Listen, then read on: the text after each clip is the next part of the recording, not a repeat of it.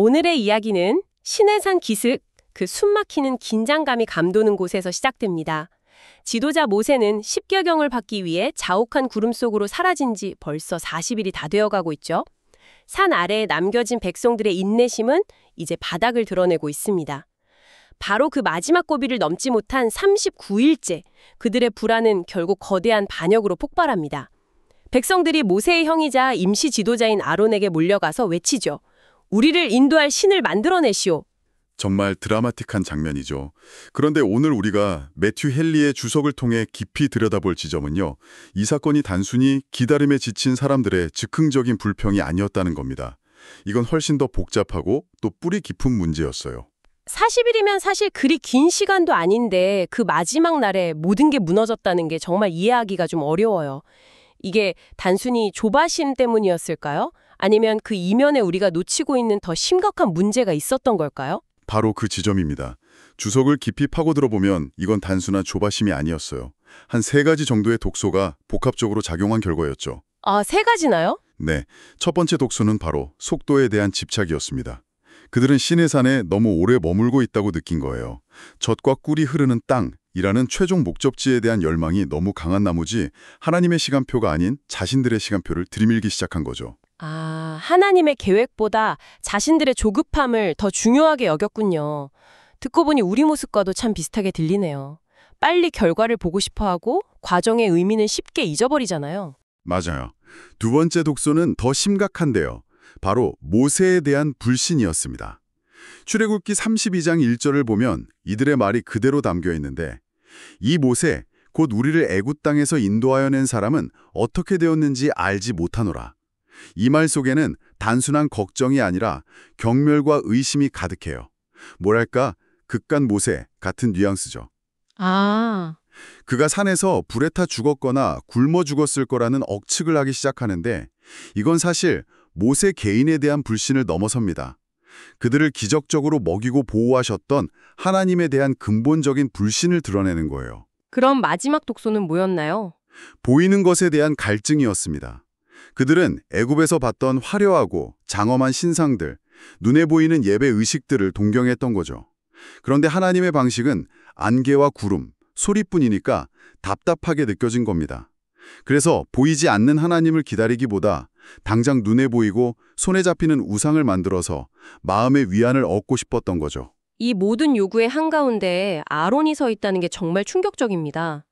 모세의 형이고 그의 대변인이었고 누구보다 하나님의 능력을 가까이서 본 사람이잖아요. 그런 그가 어떻게 백성들의 요구에 넘어간 걸까요? 주석은 아론의 심리에 대해 몇 가지 흥미로운 가능성을 제시해요.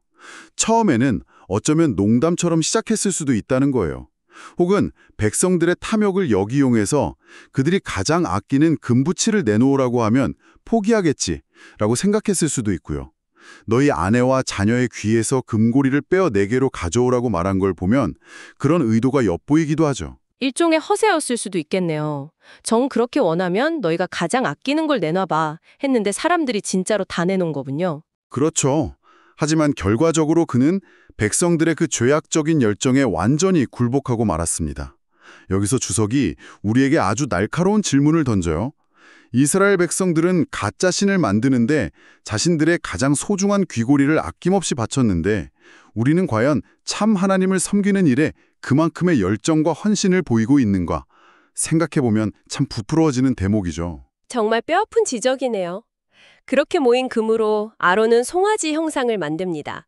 그리고는 이는 너희를 애굽 땅에서 인도하여 낸 너희의 신이다 라고 선포하기까지 해요.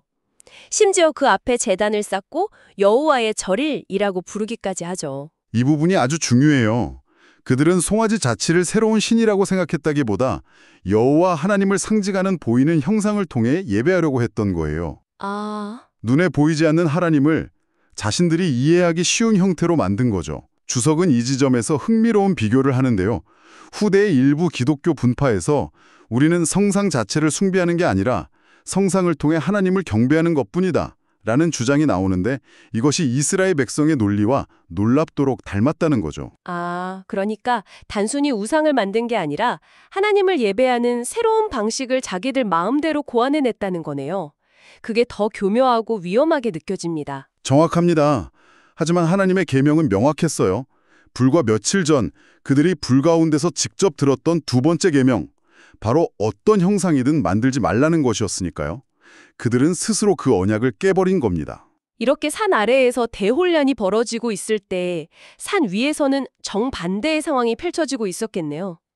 그 고요함 속에서 하나님과 모세는 어떤 대화를 나누고 있었을까요? 하나님께서 이 모든 상황을 모세에게 알려주시죠. 그런데 이때 하나님의 표현 방식이 정말 무섭습니다. 하나님은 이스라엘을 더 이상 내 백성이라고 부르지 않으세요.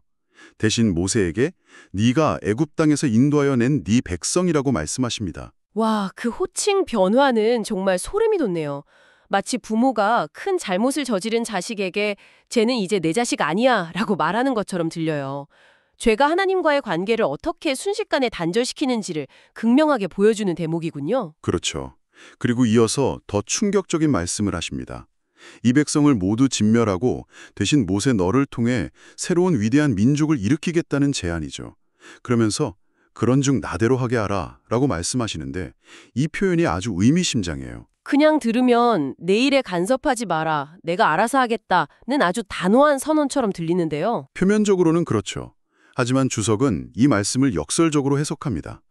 이 말은 모세의 중보기도를 막는 것처럼 보이지만 오히려 기도가 얼마나 큰 힘을 발휘하는지를 암시하면서 어서 나를 막아보라고 촉구하는 표현이라는 거예요. 아, 만약 모세가 조금이라도 이기적인 사람이었다면 잘 됐네요. 저를 통해 위대한 민족을 세워주세요. 하고 그 제안을 덥석 물었을 겁니다. 하지만 그는 자기 가문의 영광보다 하나님의 백성이 구원받는 것을 더 간절히 원했어요. 자신을 통해 새로운 민족을 세워주시겠다는 어찌 보면 거절하기 힘든 엄청난 제안 앞에서 모세는 오히려 하나님을 설득하기 시작하는군요. 정말 대담한데요. 대체 무슨 근거로 그런 기도를 할 수 있었을까요? 모세는 정말 영리하고 담대한 중보자였습니다. 그는 세 가지 강력한 논리를 들어 하나님께 탄원해요. 감정에 호소하는 게 아니라 하나님의 성품과 약속의 근거에서 말이죠. 첫째, 그는 하나님과 이스라엘의 관계를 다시 상기시킵니다. 이들은 주께서 큰 권능과 강한 손으로 인도하여 내신 주의 백성이 아니옵니까?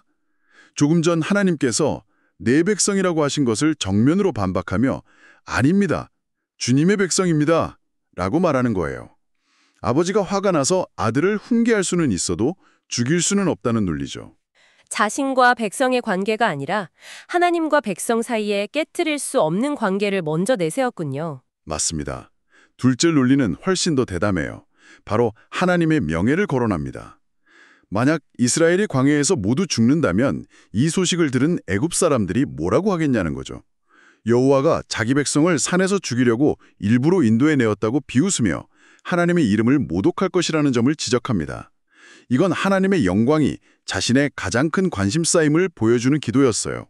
와, 하나님의 마음을 가장 정확하게 꿰뚫어 본 기도네요. 마지막 논리는 무엇이었나요? 마지막은 하나님의 신실하심에 호소하는 것이었습니다. 아브라함과 이삭과 이스라엘, 즉 야곱에게 하셨던 하나님의 맹세를 기억해달라고 간구하죠. 너희의 자손을 하늘의 별처럼 많게 하고 이 모든 땅을 너희 자손에게 주어 영원한 기업이 되게 하리라고 약속하지 않으셨냐는 겁니다. 결국 모세의 기도는 하나님의 관계, 하나님의 명예, 하나님의 약속이라는 이 세 기둥 위에 서 있었던 거예요. 결국 이 강력한 중보 기도에 하나님은 뜻을 돌이키시죠. 그리고 산을 내려온 모세는 자신의 눈으로 진영의 끔찍한 광경을 직접 목격하고는 엄청나게 분노합니다. 네. 그런데 모세의 분노는 사적인 감정 폭발이 아니었어요. 그는 손에 들고 있던 십계명이 새겨진 두 돌판을 산 아래로 던져 깨트려 버립니다. 이것은 단순히 화를 못 이겨서 물건을 부수는 행동이 아니었어요. 이것 자체가 하나의 상징적인 메시지였습니다. 어떤 의미였을까요? 백성들이 먼저 하나님과의 언약을 깨트렸으니 이제 그 언약을 증표인 돌판도 무효가 되었음을 선포하는 행위였어요. 하나님의 법을 그들 가운데서 빼앗아가는 것이야말로 가장 큰 심판의 표적이라는 것을 보여준 거죠. 그야말로 분노를 통한 예언적 행위였군요. 그런데 그 다음에 모세가 한 행동은 더 충격적이에요. 금송아지를 불살라서 가루로 만들고 그 가루를 물에 뿌려서 백성들에게 마시게 하잖아요. 이건 정말 귀괴하기까지 한데 어떤 의미가 담겨 있는 건가요? 주석은 이 기이한 행동에 담긴 세 가지 깊은 의미를 설명해요. 첫째, 그들이 신이라고 섬겼던 우상이 불과 물 앞에서 얼마나 무력한 존재인지를 똑똑히 보여주는 겁니다. 스스로를 구원하기는커녕 가루가 되어 사라지는 하찮은 존재라는 걸 각인시킨 거죠.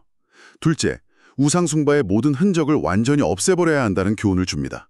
어설프게 남겨두는 게 아니라 뿌리까지 뽑아버려야 한다는 단호함이죠. 그럼 마지막 세 번째 의미는 뭔가요? 가장 상징적인 의미인데요. 바로 죄의 쓴 결과를 스스로 마시게 한 겁니다. 죄를 지을 때는 달콤하고 즐거웠을지 몰라도 그 끝은 결국 쓰고 고통스럽다는 것을 몸소 체험하게 한 거예요. 그들의 죄가 이제 그들의 모든 즐거움을 고통으로 바꿔버릴 것이라는 강력한 메시지였습니다. 공동체를 정화하기 위한 모세의 심판은 여기서 그치지 않죠. 그는 먼저 아론을 책망합니다. 네, 이때 아론의 변명이 정말 가관입니다. 그는 책임을 백성에게 돌리면서 이 백성의 악함을 당신도 아시지 않습니까? 라고 말하고 심지어는 자신의 역할을 완전히 축소해서 이렇게 말하죠. 내가 금을 불에 던졌더니 이 송아지가 나왔나이다. 와, 그 변명은 정말 비겁하게 들리네요. 그냥 금을 던졌더니 마법처럼 저절로 송아지가 튀어나왔다니요. 리더로서 책임을 회피하는 전형적인 모습 같아요.